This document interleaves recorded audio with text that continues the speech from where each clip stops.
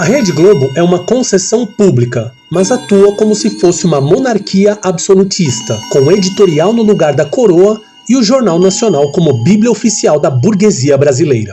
Que deselegante!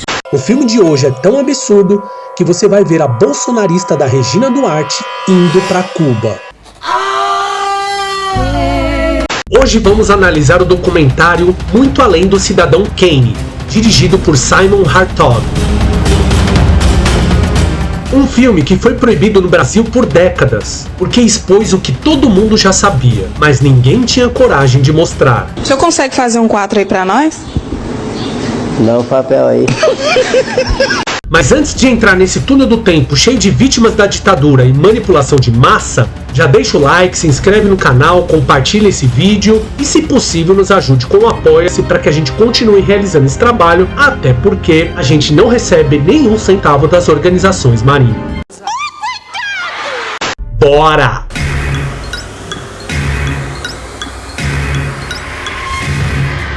O documentário Muito Além do Cidadão Kane, dirigido por Simon Hartog, é uma bomba de 90 minutos contra o monopólio da informação no Brasil. Lançado em 1993, o filme foi imediatamente censurado a pedido da Globo, e a justiça brasileira, como boa aliada da elite, atendeu prontamente. Motivo da censura? O documentário ousou fazer o que ninguém no Brasil fazia: desvendar a teia de interesses políticos, empresariais e ideológicos por trás da Globo, desde sua criação, ainda nos anos 60, até a sua ascensão com o império midiático. A Globo nasceu num berço esplêndido, bancado pelos dólares da CIA, pela mentoria da Time Life e com bênção militar.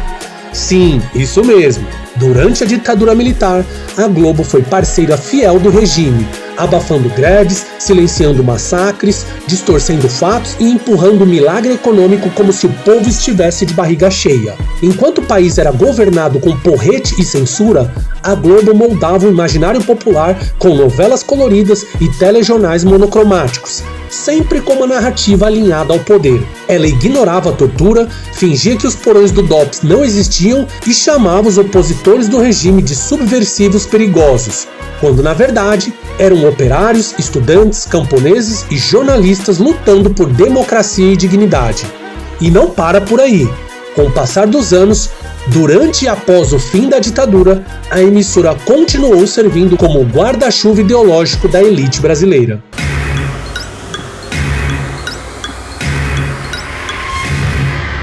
Você se lembra dos 3 momentos em que a Globo interferiu na vida do povo? Vamos a eles. Nas eleições para o governo do Rio de Janeiro, a Globo apoiava Moreira Franco, o candidato da ditadura. Leonel Brizola era o favorito do povo.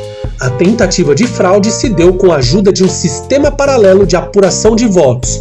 Quem denunciou? Brizola. E quem abafou? A Globo. Resultado final: Brizola venceu e a Globo se fudeu. Nas diretas já em 1984, milhões de pessoas nas ruas pediam por eleições diretas. A Globo escondeu.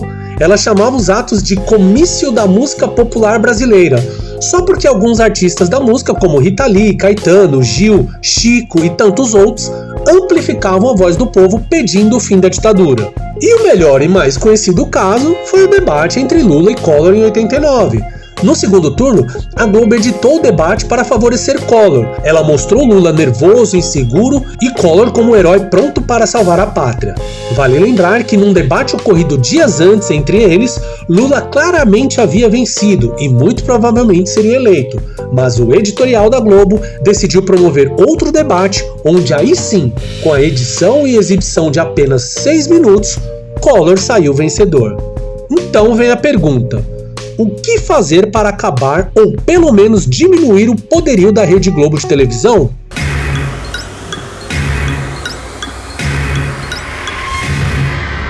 A Globo ocupa espaço em TV aberta, rádio, jornais, revistas e internet. Controla o imaginário popular, dita o gosto das massas e transforma banqueiro em herói e grevista em bandido. E tudo isso com concessão pública. Ou seja, o povo banca o monopólio que o manipula. Isso não é liberdade de imprensa, é liberdade para a burguesia moldar a consciência nacional. Na realidade concreta do Brasil em 2025, um governo dito de esquerda se quiser enfrentar de verdade o oligopólio da Globo e da grande mídia, terá que ir além da retórica e agir estrategicamente, com coragem e apoio popular organizado. O primeiro a se fazer é cortar verbas publicitárias milionárias. Em vez de despejar milhões em publicidade institucional na Globo, como fazem todos os governos, o ideal seria redirecionar essas verbas para as mídias independentes, populares, regionais, educativas, universitárias e comunitárias. Depois, tem que rever as concessões públicas de rádio e TV. A Constituição de 88 determina que essas concessões devem obedecer a critérios de interesse público e podem ser revogadas se forem usadas para manipulação, desinformação ou interesses privados ilegítimos. Em seguida, tem que se regular a mídia, sem censura, com democracia.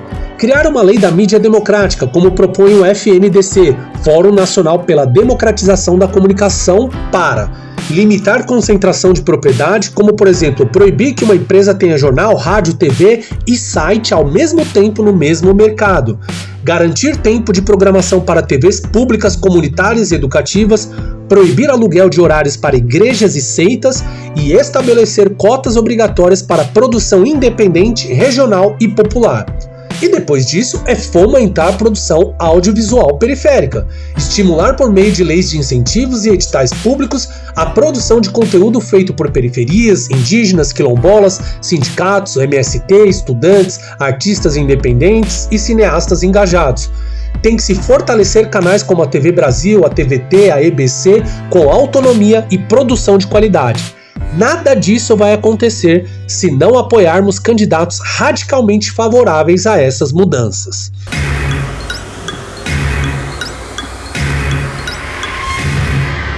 Sabe essa ideia de que todo artista é vagabundo, esquerdista e só vive sugando dinheiro público via Lei Rouanet? Pois é, isso não nasceu no boteco. Foi plantado e regado com muito fertilizante ideológico pela Rede Globo e seus porta-vozes. Desde os tempos da ditadura, a Globo ajudou a moldar o imaginário popular de que a arte boa é que agrada a família brasileira. Leia-se, que reforça os valores da elite branca, cristã, patriarcal e consumista. A arte crítica, provocadora, questionadora, engajada com o povo, sempre foi marginalizada ou difamada. Durante os anos 2000 e 2010, quando os governos Lula e Dilma ampliaram o acesso a recursos culturais, como a Lei Rouanet, editais públicos e pontos de cultura, a Globo e seus comentaristas começaram a atacar esses mecanismos. Mas é claro, a Globo não queria concorrência. Quanto mais artistas independentes tivessem acesso a financiamento, menos dependentes estariam da emissora e de seus contratos predatórios.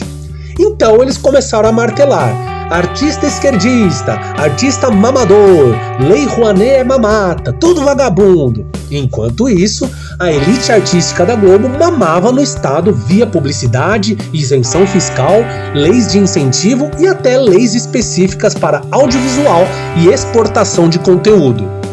A ideia de que artista é vagabundo não é uma opinião, é um projeto ideológico da burguesia para desmoralizar a arte como forma de resistência, criar um inimigo interno, o artista, o intelectual, o músico engajado, e concentrar a produção simbólica nas mãos da elite midiática, e especialmente da Globo.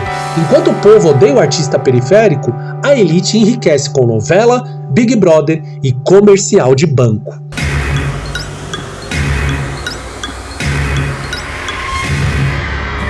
Você já reparou como toda vez que o Hamas reage a uma ofensiva de Israel, o noticiário da Globo explode em indignação moral?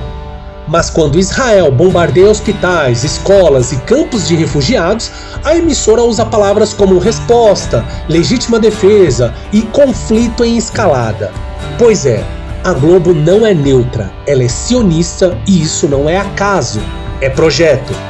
A Rede Globo é parte da elite econômica e ideológica do Brasil, associada historicamente a interesses dos Estados Unidos, da OTAN e das burguesias transnacionais.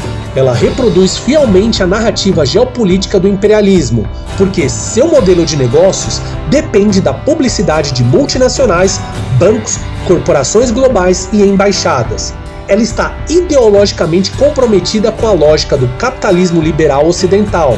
e faz parte da elite que vê a resistência dos povos como ameaça à ordem e aos investimentos estrangeiros. Quando a Globo mostra o sofrimento do povo palestino, nunca é para contextualizar a ocupação, o apartheid, a limpeza étnica ou a colonização sionista. Ela mostra apenas corpos, destruição e choro, mas sem explicar o porquê. Porque se explicasse, teria que assumir que Israel é um estado colonial, racista e expansionista. É sustentado pelos Estados Unidos com bilhões em armas e blindagem diplomática. E que a resistência armada é um direito de qualquer povo ocupado, como dizia Nelson Mandela. Portanto, a Globo criminaliza o Hamas porque não suporta ver um povo oprimido reagindo. Quando você assistir ao Jornal Nacional, lembre-se, não é jornalismo, é propaganda de guerra. Uma guerra contra os povos que resistem, contra a soberania popular, contra a liberdade e, principalmente, contra a verdade. É hora de retomar o ódio à Rede Globo, mas com consciência de classe. Não é contra o repórter de rua, é contra os donos da concessão, é contra o poder que decide o que é verdade, com base nos lucros. E se você quer uma mídia popular, democrática e voltada para o povo, começa aqui, curta, comenta, compartilha, se inscreve aí no nosso canal e se puder, fortalece a gente aí no Apoia-se para que a gente humildemente traga uma visão diferente do telejornalismo da Rede Globo. Porque enquanto eles formam cidadãos com a classe dominante, com essa visão liberal e totalmente enviesada, aqui nós fortalecemos a consciência revolucionária. O documentário Muito Além do Cidadão Kane está disponível no YouTube. Ele foi feito em 93, mas tem uma cara de 2025 que você vai ficar incrédulo ao assistir. Então é isso. Organize seu ódio na militância política e se politize para não queimar o filme.